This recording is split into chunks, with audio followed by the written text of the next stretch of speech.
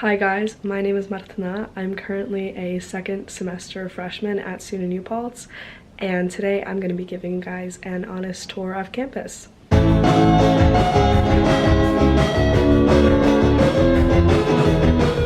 Before we begin, I would like to preface by saying that I am not going to be showing you guys every single inch of campus because that would just take way too long. I will be showing you guys all of the buildings and just the general layout, so once you know where all of that stuff is, finding specific rooms and stuff like that is not hard at all, so do not stress.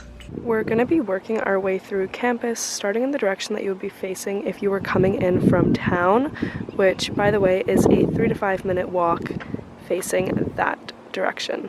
To our left, we have Old Library and then College and Shango, which are dorm halls, which are connected, but you can't get into college if you're from Shango and vice versa.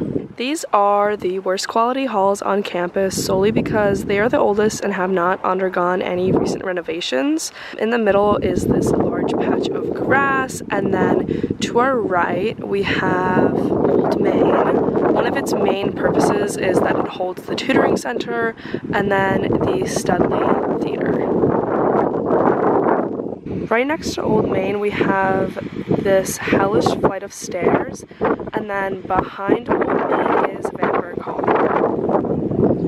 Coming from Old Main, you are met by an intersecting path, and we're going to turn left first. There's this bulletin board here, and there's a few of them around campus. People just post whatever they want up here, and it's pretty neat. At the top of this hill, we have Science Hall. And then if you start walking back down, you're going to find yourself here in front of this engineering hall, which is also right next to the Engineering Innovation Hub. If you keep walking forward, you'll see one of the many emergency poles around campus. I believe they're like officially called the blue light system. Basically, if you need help at any time of day or night, you can go up to one of those, press the button, and the campus police will come find you and assist you in whatever you may need. Right next to that, we have Boughton Hall. They recently renovated it and implemented gender-neutral bathrooms, which is really neat.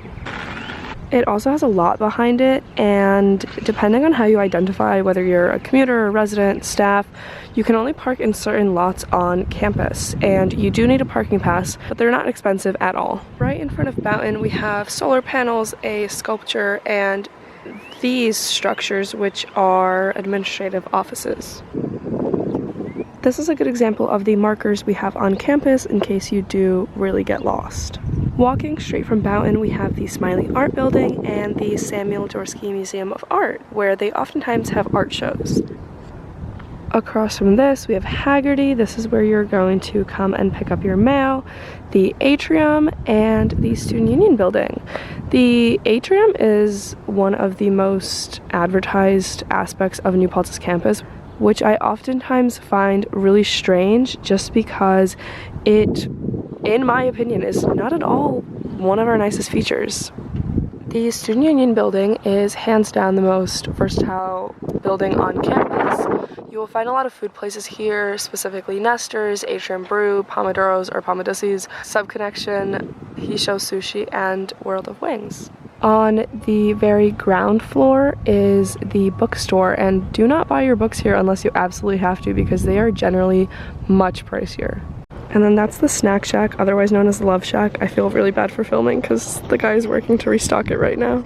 Now, if you turn right, you are met with Wooster Hall. Inside is Element 93, which is actually named that because NP is the 93rd element on the periodic table, and Starbucks. There's a little bike rack here, and then this is the Jacobson Faculty Tower. It's paired with the Humanities Building and then this super cool art piece. There's stairs to the left, and then this is the Coy Kendall Science Building. There is also a planetarium in there, and they do shows, and all you have to do to go is reserve your ticket online, and then there's like a $5 suggested donation. And then here we have the Lecture Center. Down this strip, I believe every Thursday, but it could also be numerous times a week and I could just not be paying attention, they have a whole fair set up and a bunch of people from town come in. Sometimes students sell their own products and it's really neat. There's this wall here and a lot of people take their next 4 pictures here, and then there's a tunnel over there, but it really leads to nothing special, so we're just gonna take the steps up here. When you reach the top of the stairs, we have the Sojourner Truth Library, paired with the Fine Arts Building.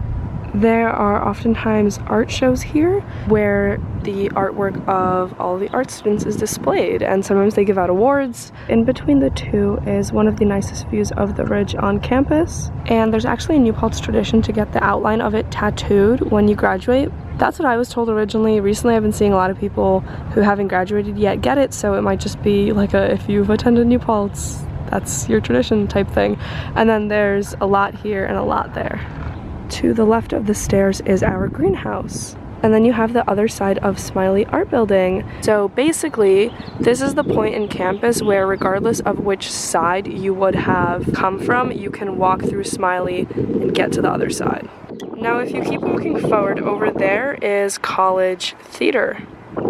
Then you have the Quad and Starbucks. The Quad is comprised of Capon, Scudder, Gage, and Bliss. This is my hall.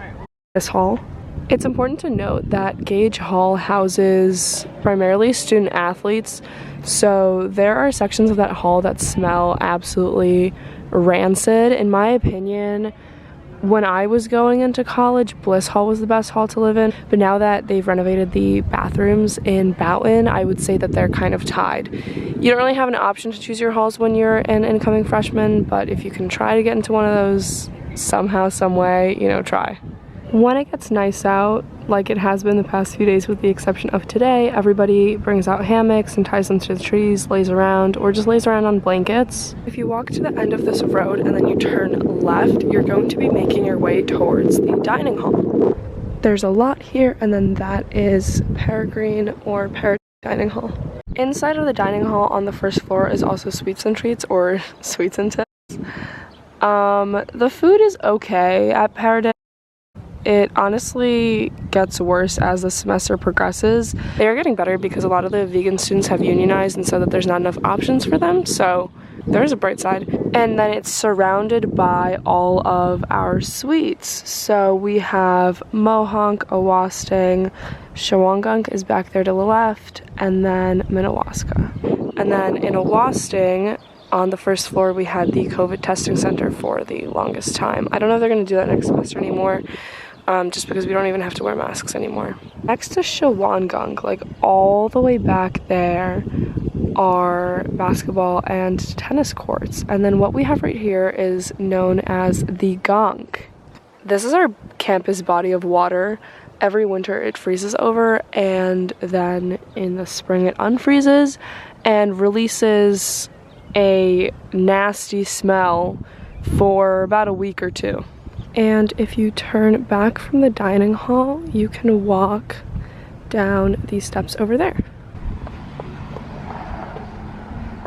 And we have the AWC, or the Athletic Wellness Center. Portions of it, like the gym, are outdated, but they are comprehensive in terms of providing resources, and you can also register to take fitness classes here. Right next to it is a lot, and behind this lot are the athletic fields. They're honestly one of the nicest parts of campus. And then we have the health center. You can come here for most health related needs. And back there is an extension of the Gunk. Next to the lot is Ridgeview. It's a dorm hall that also holds the campus grocery store. It's overpriced and doesn't include fresh fruit, but it does help you burn through excessive dining dollars that a lot of people are left with since they don't carry over from spring semester to fall. Across the street from Ridgeview is this daycare center. I'm pretty sure it's just for admin, because I've never actually seen somebody else go in there. This is Lenape Hall. A lot of the Honors College lives here, and that is my friend Anthony Gramsey. And I told him to walk and not turn around. And then across the street from it is Esopus, and Most of the people living here are in a living, learning community, if not all. We have officially made our way to the other edge of campus. In my opinion, New Paltz has one of the prettiest campuses out of all the SUNYs and out of a lot of the schools that I've seen in general. I hope this tour has helped some of you make your college decision, and for those of you that are already committed, helped familiarize you with your home for the next 4. The national deadline is creeping up soon, May 1st. Good luck, and if you guys have any questions, feel free to DM me. Link is always in my description. And most importantly, if you enjoyed this video, like and subscribe.